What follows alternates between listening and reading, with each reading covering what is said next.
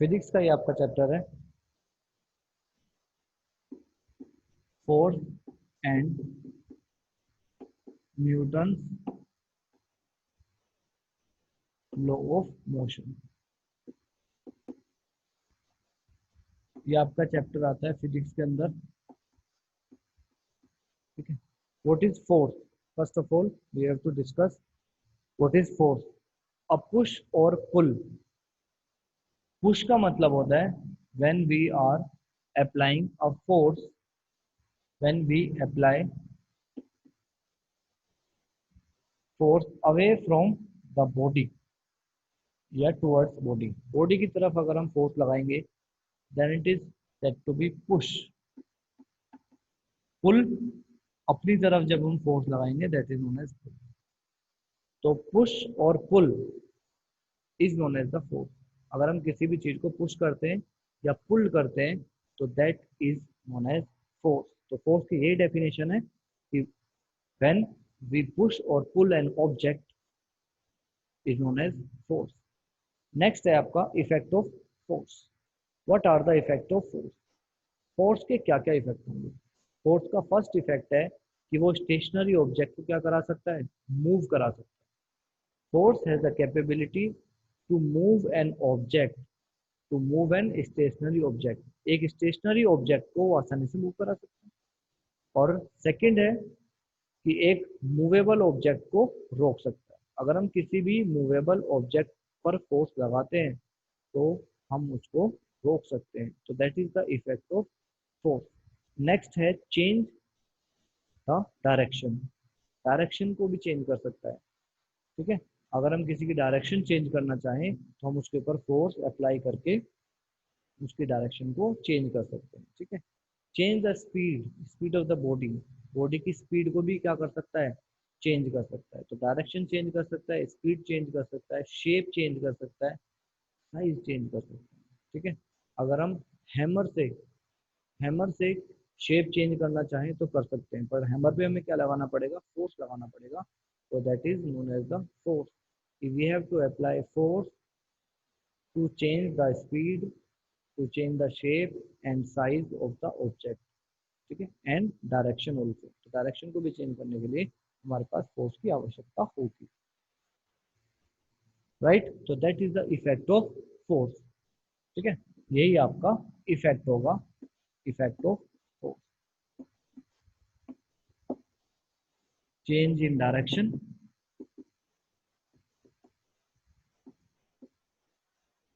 change in speed,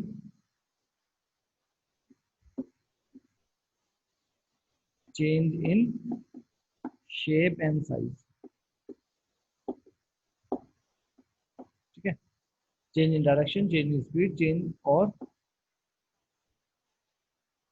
change in state, that is stationary state। अगर stationery है या फिर मूवेबल स्टेट है तो उसको भी हम फोर्स लगा के चेंज कर सकते हैं। नेक्स्ट टॉपिक है इज योर बैलेंस्ड और अनबैलेंस्ड फोर्स। पहले हम डिस्कस करेंगे what is balance force. Balance force क्या है?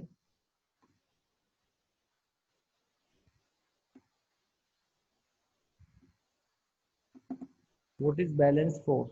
When a force is applied, हमारे पास एक ब्लॉक है, एग्जांपल हम लेते हैं, उस ब्लॉक पर हम इधर से भी फोर्स लगा रहे हैं और इधर से भी फोर्स लगा रहे हैं।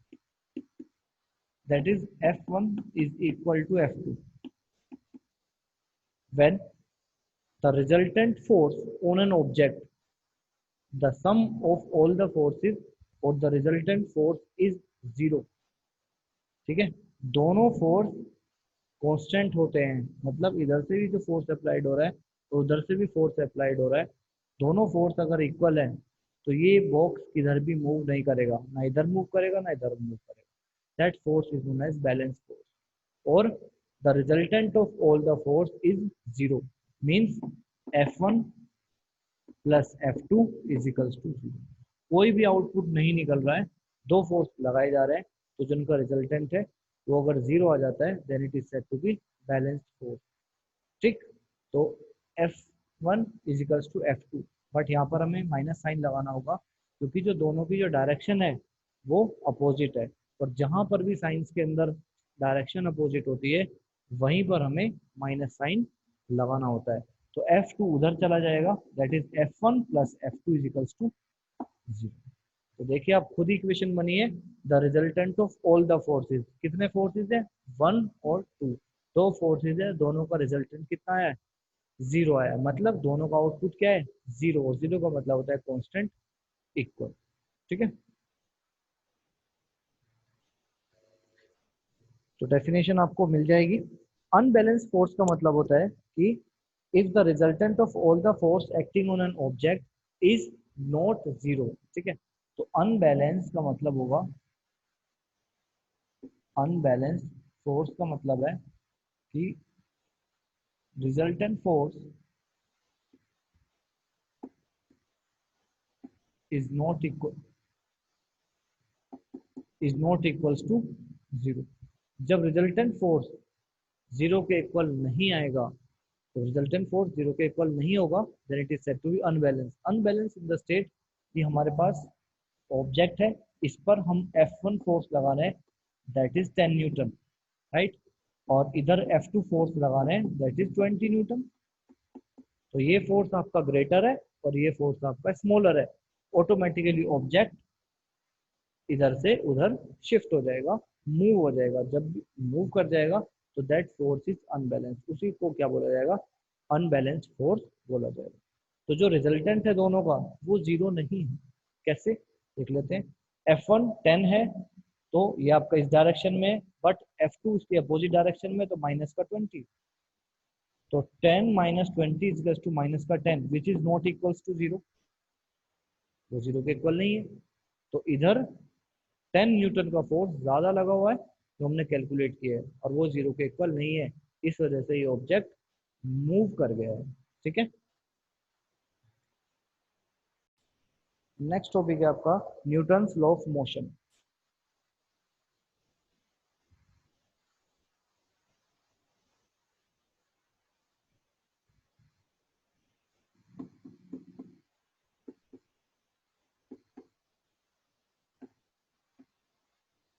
Newton's law of motion, Newton एक साइंटिस्ट थे जिन्होंने फोर्स की डिस्कवरी की थी। कुछ लॉज उन्होंने दिए थे, तो हम फर्स्ट लॉ बताते हैं आपको कि न्यूटन ने फर्स्ट लॉ आपको कौन सा दिया था। A body at rest will remain at rest, ठीक है, and a body is in motion will remain in motion until an external force is applied on it। उन्होंने ये कहा था कि अगर कोई ऑब्जेक्ट मोशन में है तो वो मोशन में ही रहेगा जब तक उस पर कोई एक्सटर्नल फोर्स मतलब बाहर से फोर्स नहीं लगाया जाएगा, तब तक वो रुकने की कोशिश नहीं करेगा।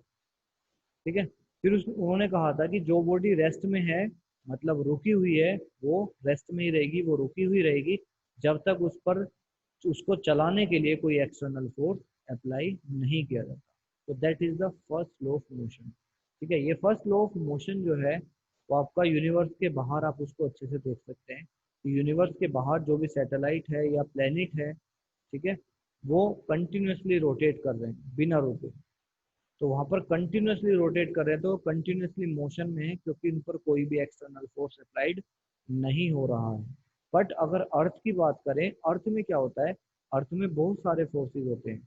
जब हम अर्थ पर मूव करते हैं तो ग्रेविटेशनल फोर्स लगता है नीचे की तरफ, फ्रिक्शनल फोर्स लगता है जब हम चलते हैं, ठीक है, तो वहां पर एयर रेजिस्टेंस फोर्स लगता है, मतलब हवा भी हमें रोकने की कोशिश करती है। तो ये तीन तरीके के फोर्स तो कंटिन्यूसली हमारे ऊपर लगते ही रहते हैं, ठीक है, जिनकी वजह से हमारे जो हमारा मोशन है वो नहीं हो पाता, प्रॉपर नहीं हो पाता, मतलब हम रुक जाते हैं, हम कंटिन्यूसली मोशन में नहीं रह सकते। ठीक है, तो जैसे हम बाइसिकल राइड कर रहे हैं तो उस स्टेट में हमें एयर रेजिस्टेंस भी होगी, मतलब एयर भी हमें रोकने की कोशिश करेगी, बाइसिकल के अंदर फ्रिक्शन होगा, बाइसिकल के टायर में फ्रिक्शन होगा, ठीक है, और ग्रेविटी होगी। ये सारे फोर्स हमारे ऊपर लग रहे हैं, अगर ये सारे फोर्स हटा दिए जाएं तो अगर हम बाइसिकल चला रहे हैं तो हम बाइसिकल चलाते ही रहेंगे। ठीक है, तो ये हमारे एक्सटर्नल फोर्स है।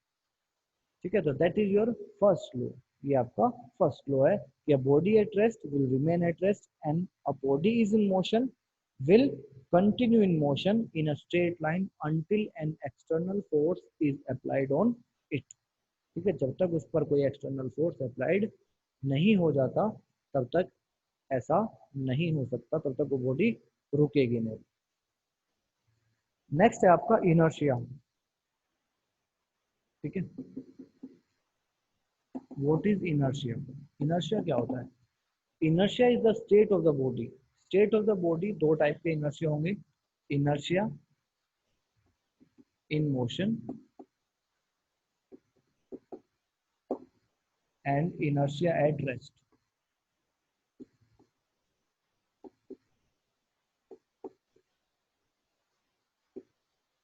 Inertia in motion and inertia at rest.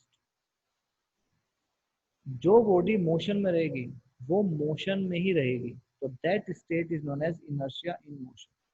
ठीक है, what is the meaning of inertia? Inertia का मतलब ये होता है जो बॉडी की स्टेट को डिस्क्राइब करे कि बॉडी किस स्टेट में है, मोशन में है या रेस्ट में है। अगर मोशन में है तो that state is known as inertia in motion, और अगर रेस्ट में है तो that state is known as inertia at rest. तो inertia is basically that property of the body due to which it resist a change, जिसकी वजह से body के अंदर चेंज आ सकता है, उसकी स्टेट में चेंज आ सकता है।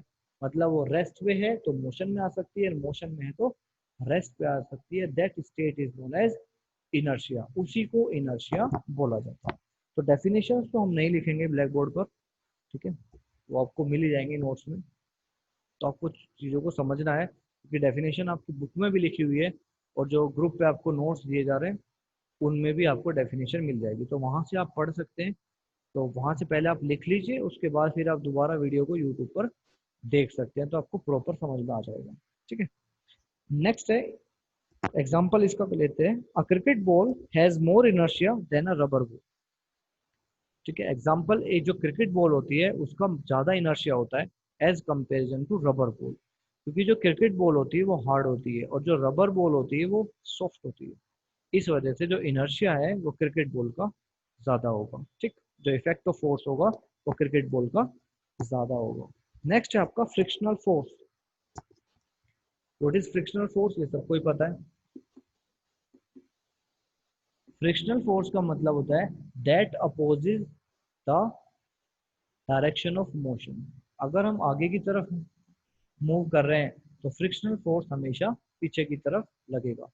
तो जिस डायरेक्शन में हम फोर्स अप्लाई कर रहे हैं उसकी अपोजिट डायरेक्शन में फ्रिक्शनल फोर्स होगा। तो what is frictional force? Which opposes the flow of motion. जो मोशन के फ्लो को हमेशा अपोज करेगा उसी को कहते हैं फ्रिक्शन। ठीक है, अब जब हम मूव करते हैं अर्थ के ऊपर मूव करते हैं तो जिस डायरेक्शन में मूव कर रहे हैं उसकी अपोजिट डायरेक्शन में क्या लग रहा है? फ्रिक्शन लग रहा है। बट अगर वो फ्रिक्शन जीरो हो जाए तो हम फिसल कर गिर जाते हैं। तो friction is necessary to move an object और टू वॉक। चलने के लिए भी फ्रिक्शन चाहिए, और कोई भी ऑब्जेक्ट है अगर अर्थ के ऊपर उसको मूव करना है, ठीक है, लीनियर सीधा सीधा उसको चलना है, तो वहां पर फ्रिक्शन का होना बहुत ज़्यादा ज़रूरी है। अगर फ्रिक्शन नहीं होगा या कम हो जाएगा तो या तो बॉडी स्लाइड कर जाएगी, फिसल जाएगी, या फिर वो चल ही नहीं पाएगी। तो ये है फ्रिक्शन की वजह से हम मूव कर पाते हैं, that is known as the friction. ठीक है,